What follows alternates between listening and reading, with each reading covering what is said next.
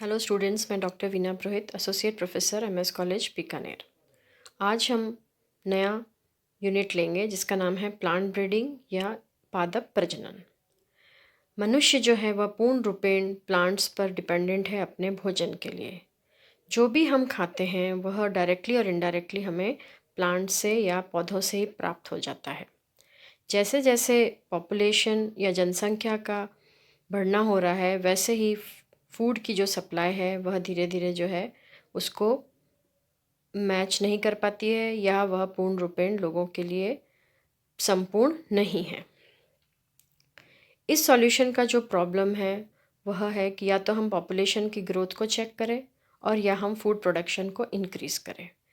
Food production का जो increase है वह बहुत सारे मेथड्स के द्वारा अचीव किया जा सकता है। जैसे हम लैंड के एरिया को या ज़मीन खेती के एरिया को इंक्रीज़ कर दें, अच्छी एग्रोनॉमिक प्रैक्टिसेस अच्छी खेती के तरीके अपनाएं, जैसे इरिगेशन है, फर्टिलाइज़र्स, पेस्टिसाइड्स, वीडीसाइड्स का यूज़ है, या क्रॉप रोटेशन। आज एक क्रॉप ग्रो करे उसकी जगह दूसरी उसी जगह पर दूसरी क्रॉप को ग्रो करे जिससे उस सॉइल की फर्टिलिटी इंक्रीज़ हो जाए। और वीड जो भी खरपतवार जो उग रही है उसको ट्रीट करें, या डिजीज़ रेजिस्टेंट प्लांट लगाएं और इंसेक्ट्स को कंट्रोल करें, या फिर नोवेल वैरायटीज़ पौधों की नई नई वैरायटीज़ को इंट्रोड्यूस करें। पादप प्रजनन या प्लांट ब्रीडिंग जो है वह एक ऐसी साइंस है जो यह माना जाता है कि यह वनस्पति विज्ञान की एक अप्लाइड शाखा है, यानी कि अनुप्रयुक्त शाखा है।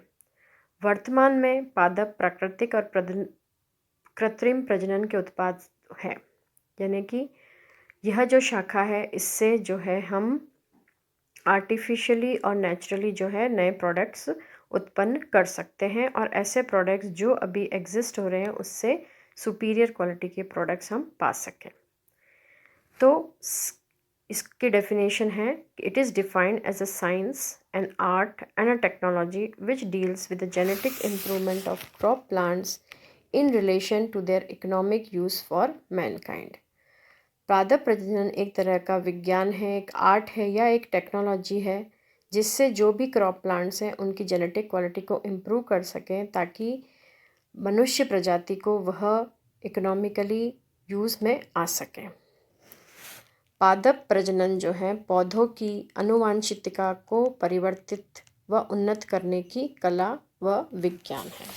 जो भी एग्जिस्टिंग पौधे हैं उनसे सुपीरियर क्वालिटी लेना या उनका जेनेटिक क्वालिटी को इम्प्रूव करके ताकि मैनकाइंड उसको यूज़ कर सके।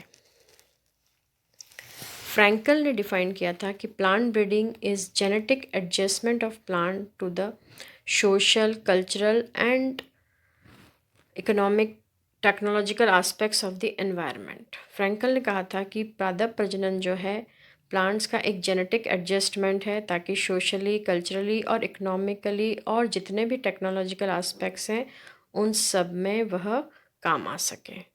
प्लांट ब्रीडिंग को हम क्रॉप इम्प्रूवमेंट भी कहते हैं, और जो इस कार्य को करता है, जो पर्सन इस कार्य को करता है, जो इसको चेंज करता है या कोई भी प्लांट की हेरिडिटी को इम्प्रूव करता है ताकि जो भी फसल एग्जिस्टिंग है उससे सुपीरियर बना सके, ऐसे साइंटिस्ट को या ऐसे पर्सन को हम प्लांट ब्रीडर कहते हैं।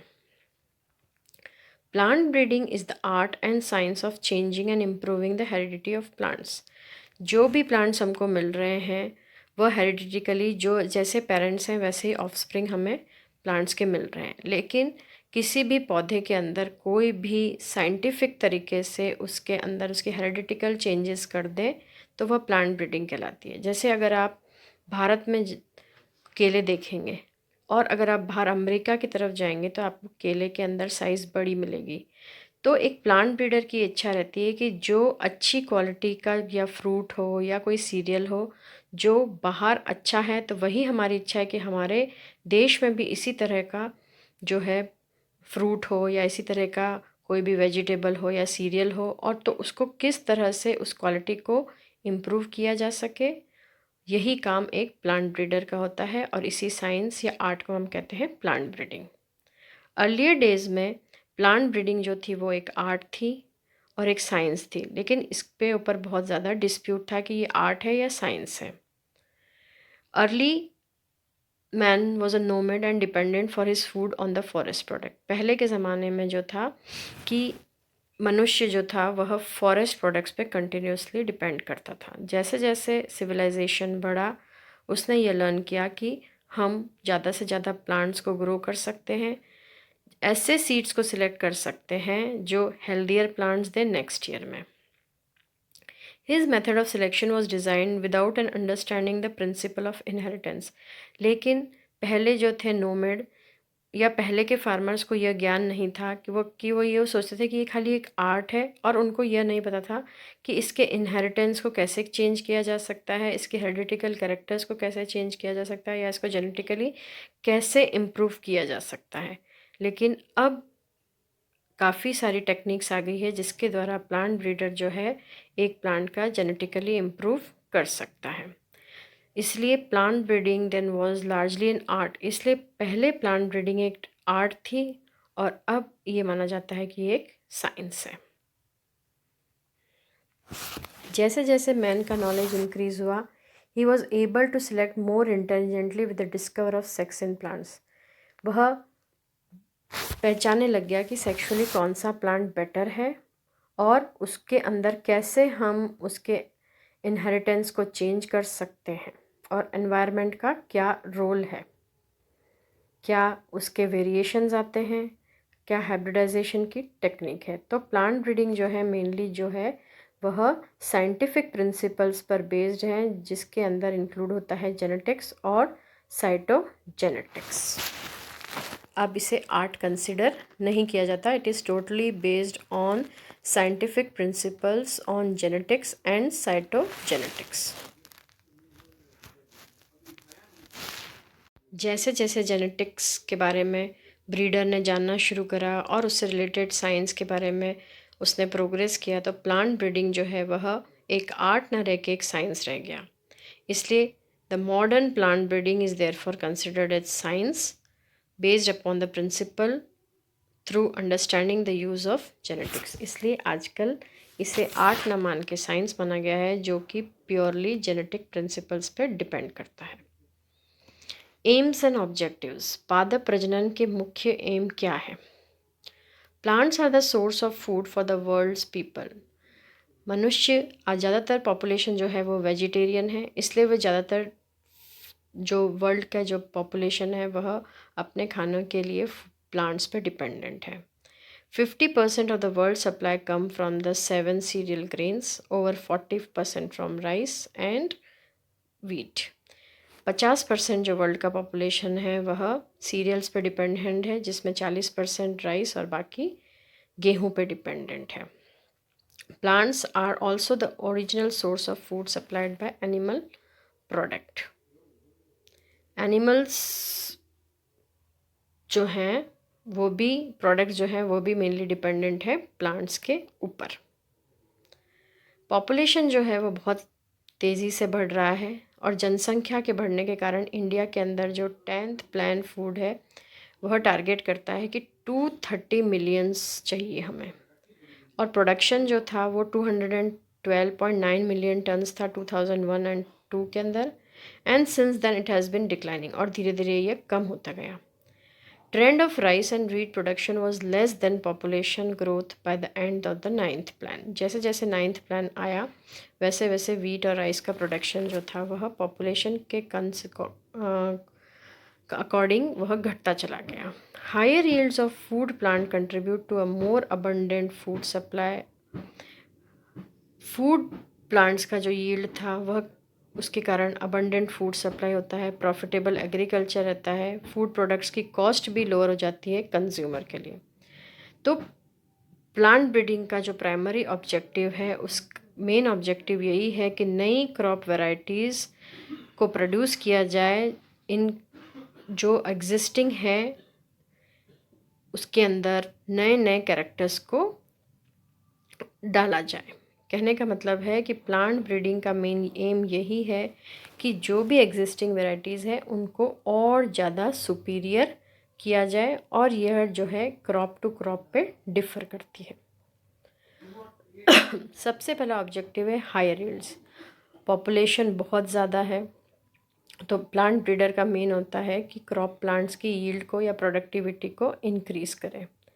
यह हायर यील्ड हो सकता है ज़्यादा से ज़्यादा ग्रेन प्रोड्यूस करना, फॉडर चारा, फाइबर प्रोड्यूस करना, tuber, cane, oil fielding, depending upon the crop species. जो भी क्रॉप स्पीशीज़ है, पॉपुलेशन के बढ़ने के कारण ब्रीडर का एम होता है कि जितना पॉपुलेशन है उतने उससे भी ज़्यादा प्रोडक्शन किया जाए और यह अचीव किया जा सकता है by developing more efficient genotypes, जैसे हाइब्रिड वेराइटीज़ ऑफ मेज़, बाजरा एक्सेट्रा। नेक्स्ट, खाली हायर यील्ड होना ज़रूरी नहीं है। नेक्स्ट एम होती है कि जो क्वालिटी भी वो प्रोड्यूस करें उसकी भी बेस्ट क्वालिटी हो। Quality of product determine its price and suitability of various uses. अच्छी क्वालिटी तो उसकी प्राइस को भी वो डिटरमाइन करता है और उसके यूज़ को भी वो डिपेंड करता है। क्वालिटी जो रहती है वो क्रॉप टू क्रॉप डिफ़र करती है। क्वालिटी मतलब ग्रेन का साइज़ कैसा है, कलर कैसा है, उसकी baking quality, milling quality, rice की कुकिंग क्वालिटी और बार्ली की माल्टिंग क्वालिटी। अगर मान लीजिए कोई फाइबर है जैसे कॉटन का, तो उसका फाइबर स्ट्रॉन्गर होना चाहिए, लॉन्गर होना चाहिए, फाइन होना चाहिए। पल्सेस और सीरियल्स में प्रोटीन का कंटेंट अच्छा होना चाहिए। सीरियल्स में लाइसिन का कंटेंट अच्छा होना चाहिए। फ्रूट्स, वेजिटेबल और फ्लावर्स के अंदर न्यूट्रिटिव क्वालिटी अच्छी होनी चाहिए। शुगर केन और बीट रूट के अंदर शुगर का कंटेंट अच्छा होना चाहिए। एप्पल्स का फ्लेवर अपीलिंग होना चाहिए। नेक्स्ट, डिजीज़ और इंसेक्ट्स रेजिस्टेंस। जितने भी क्रॉप प्लांट्स प्रोड्यूस किए जा रहे हैं वह डिजीज़ रेजिस्टेंट हो, इंसेक्ट का उसके ऊपर कोई भी अटैक ना हो, और जिससे क्या होता है यील्ड में लॉस हो जाता है अगर वह डिजीज़ अटैक हो जाए या इंसेक्ट अटैक हो जाए। डेवलपमेंट, अगर डिजीज़ रेजिस्टेंट वैरायटीज़ को ग्रो किया तो इस तरह के लॉस कम हो जाएंगे। एबायोटिक रेजिस्टेंस, क्रॉप प्लांट जो है वह एबायोटिक फैक्टर्स से भी सफ़र करती है, जैसे ड्राउट, सूखा, सॉइल की सैलिनिटी, कोल्ड, फ्रॉस्ट, पाला। तो प्लांट ब्रीडर का ये ऑब्जेक्टिव होता है कि वो ऐसी वैरायटीज़ को डेवलप करे जो कोई भी एनवायरमेंटल कंडीशंस हैं उसके अंदर वह रेजिस्टेंट रहे और उन कंडीशंस को के लिए वह फेवरेबल रहे, और नई ऐसी वैरायटीज़ प्रोड्यूस करे जो कोई भी एनवायरमेंटल कंडीशन कैसी हो वो अपने आप को रेजिस्टेंट रखे। Photo sensitive and thermosensitivity, development of photosensitive and thermosensitive variety permits the cultivation in new areas. जहाँ पे लाइट अच्छी हो, टेम्परेचर अच्छा हो, वहाँ पे ऐसी वैरायटीज़ ग्रो करें जहाँ पे वह उनके लिए सूटेबल हो। जैसे राइस जो है वह पंजाब में कल्टीवेटेड होता है और वीट जो है वह वेस्ट बंगाल में हम कल्टीवेट करते हैं। Early maturities, early maturity of crop reduces management period. कोई भी क्रॉप है, मान लीजिए वो जल्दी से मैच्योर हो जाती है तो हो सकता है कि उसके अंदर टाइम से हम कोई भी स्प्रे ना कर पाएँ पेस्टिसाइड्स और इंसेक्टिसाइड, तो उसके कारण ओवरऑल प्रोडक्शन जो रहता है वह सफ़र करता है। इसलिए permits double cropping system. Development of wheat varieties suitable for late planting has permitted rice wheat rotation. इसलिए ये कहा गया है कि एक ही फील्ड के अंदर डबल क्रॉपिंग सिस्टम होना चाहिए, यानी कि इस साल आपने वीट को ग्रो किया तो नेक्स्ट ईयर आप ये कोशिश करें कि वहाँ पे राइस ग्रो करें और अर्ली मैच्योरिटी को भी रोका जाए। Synchronous maturity, it refers to the maturity of a crop species at a time। कोई भी क्रॉप है उसका एक फ़िक्स पीरियड होता है कि जब वो मैच्योर हो जाती है। यह हाईली डिज़ायरेबल है, जैसे कि मूंग है जहाँ पे हमें काफ़ी बार जो है पिकिंग करनी पड़ जाती है। इसलिए जो कोई भी क्रॉप की स्पीशीज़ है उसका मैच्योरिटी का टाइम जो रहता है वह फिक्स रहता है।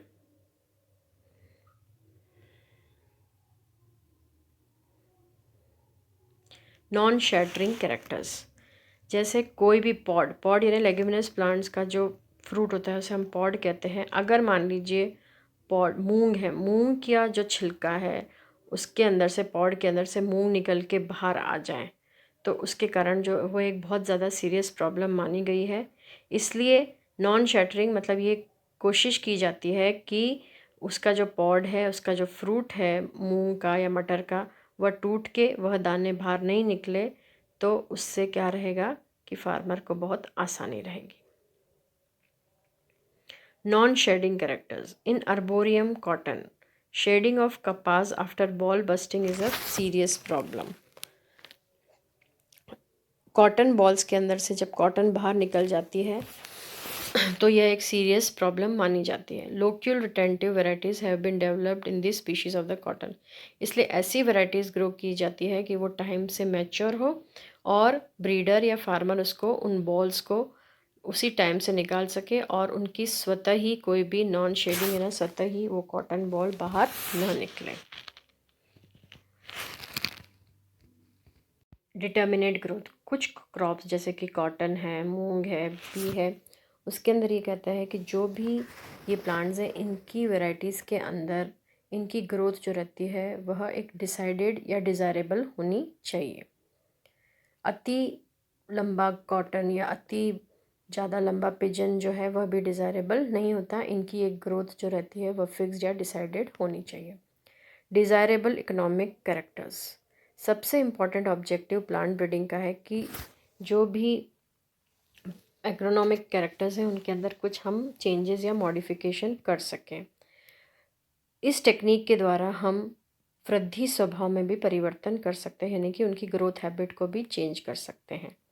जैसे बोनेड या ड्वार्फ प्लांट्स कम शाखाओं वाले या कम टिलरिंग वाले जो हैं, ऐसी किस्में हमको उत्पन्न करनी चाहिए जिससे वह आंधी में गिरेगी नहीं। Usefulness of these traits differ from crop to crop. Dwarfness in crop plant is generally associated with lodging, resistance and fertilizer responsiveness. Wheat, rice, pearl, millet. Tallness, high tillering and profuse branching are desirable characters in forage crops. मतलब जो agronomic characters हैं वह अलग अलग crops के अंदर अलग अलग होते हैं। जैसे कि वीट है, राइस है, इसके अंदर जो माना जाता है कि प्लांट्स हमेशा ड्वार्फ होने चाहिए ताकि वह आंधी और को सहन कर सके और उनके फर्टिलाइज़र्स भी अच्छे से रिस्पॉन्ड कर सके। कुछ क्रॉप्स के अंदर जो है माना जाता है कि प्लांट्स टॉल होने चाहिए, उनके अंदर प्रोफ्यूज ब्रांचिंग होनी चाहिए और तल शाखन यानी टिलरिंग भी होनी चाहिए। वैराइटीज़ फॉर न्यू सीज़न, यह भी एक इम्पॉर्टेंट ऑब्जेक्टिव है। To develop varieties for new season will solve the food problem. For example, moong is now grown as summer crop in addition to main kharif crop. पादप प्रजनन का एक main कार्य यह भी है कि जो फसलें जिस सीज़न में आती है उसके अलावा अगर उसका सीज़न ना भी हो तो भी हम ग्रो करें ताकि कंज्यूमर को या कोई भी प्रॉब्लम नहीं हो। तो फार्मर्स का या ब्रीडर का यह मेन ऑब्जेक्टिव रहता है कि हम हर सीज़न में हर क्रॉप को प्रोड्यूस कर सकें। Removal of toxic compound, some crops have toxic substances, इसलिए कुछ क्रॉप्स के अंदर टॉक्सिक सब्सटेंसेस होते हैं, इसलिए यह माना जाता है कि हम ऐसी वैरायटी डेवलप करें जो टॉक्सिक सब्सटेंसेस से फ्री हो और ह्यूमन बींग्स के लिए उसको वो कंज्यूम कर सके। Removal of neurotoxin from khesan dal Lathyrus sativus which causes paralysis of lower limbs. खेसन दाल के अंदर जो रहता है हम एक न्यूरोटॉक्सिन होता है BN ऑक्सैली अमीन एलाइनिन BOAA, जो है माना जाता है कि यह लोअर लिम्स के अंदर पैरालिसिस या लकवा कर देता है जिसको हम लेथारिज्म कहते हैं, इसलिए इसको रिमूव करना ज़रूरी है। Erucic acid from Brassica which is harmful for human health. Brassica सरसों के अंदर इरूसिक एसिड प्रेजेंट होता है जो ह्यूमन हेल्थ के लिए हार्मफुल होता है। Gossypol from seed of cotton to make them fit for human consumption. Cotton के अंदर गॉसिपॉल नाम का टॉक्सिक कंपाउंड होता है, इसलिए उसको भी रिमूव करना ज़रूरी होता है। तो आज हमने पादप प्रजनन का इंट्रोडक्टरी पार्ट पढ़ा जिसमें यह कहा गया कि पादप प्रजनन या प्लांट ब्रीडिंग एक ऐसी साइंस या ऐसी विज्ञान व कला है जिसके कारण पौधों का, प्लांट्स का हम इकोनॉमिकली यूज़ अच्छा ले सकते हैं, उनके अंदर आनुवांशिक स्वरूप यानी उसके जेनेटिकली इम्प्रूव कर सकते हैं और एग्जिस्टिंग वैरायटी से सुपीरियर वैरायटी को प्रोड्यूस करने वाली साइंस है। और इसका मेन ऑब्जेक्टिव है यील्ड को इंक्रीज़ करना, अच्छी क्वालिटी देना, ऐसे पौधे या ऐसी किस्में देना जो रोग व कीट प्रतिरोधी हो यानी कि वो डिजीज़ और रेजिस्टेंट वैरायटी हो, वह पर्टिकुलर एनवायरनमेंट या सॉइल में एडजस्ट कर सके, विशेष मृदाओं एवं जलवायु के लिए वह किस्में जो हैं वह एडजस्टेबल हो, एक यूनिफॉर्मिटी रहे उनकी क्वालिटी के अंदर, और जो भी कंज्यूमर है, उपभोक्ता है, उसको वह फसल या वह चीज़ पसंद आ जाए। उसके अंदर जो है मिक्स टेक्निक है जिसके द्वारा हम अच्छी से अच्छी जो है वह फसल, मनचाही फसल जो है वह कंज्यूमर तक पहुंचा सके। यही पादप प्रजनन का मेन उद्देश्य है। Thank you.